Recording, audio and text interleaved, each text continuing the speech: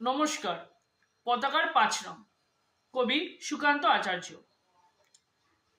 বলো তো দেখি, পতাকা মোদের কটি রং আছে? শিক্ষক এসে শুধালেন হেসে দ্বিতীয় শ্রেণীর কাছে। একসাথে মিলে সব ছেলে বলে চিৎকার করে জোরে, ৩টি বর্ণ রয়েছে রাঙানো জাতীয় পতাকা জুড়ে। শ্রেণীর পিছনের বেঞ্চের কোণে শিশি ছিল এক বসে, পতাকার মাঝে ৫ রং আছে বলে সে মৃদু স্বরে। কথা তার শুনে বাকি শিশুগণ হেসে খায় লুটোপুটি। শিক্ষক রেগে বললেন হেকে, বোঝাও কি করে ৫টি?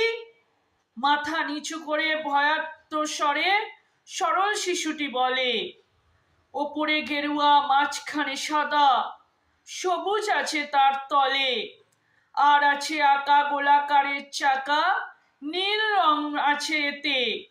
শিক্ষক বলে এটিকে ধরলে তবুও হচ্ছে ৪টে।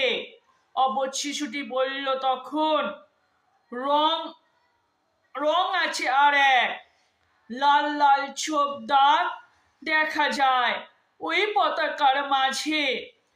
বাবাকে যখন আনলো ওরা, কাফেনের ঢাকা খুলে জড়ানো রয়েছে দেওখানা তার, জড়ানো রয়েছে দেওখানা তার, পতাকা আর ফুলে। রক্ত দাগে ছিল লাল ছোপ ওই পতাকার মাঝে। এই নিয়ে মোট হলো ৫টি, এবার তো ঠিক আছে?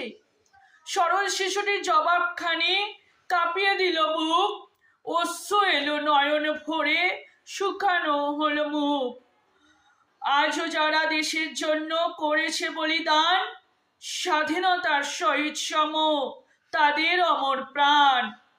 হয়েছি স্বাধীন, পেয়ে গেছি ১৭টি বছর, ৭০টি বছর।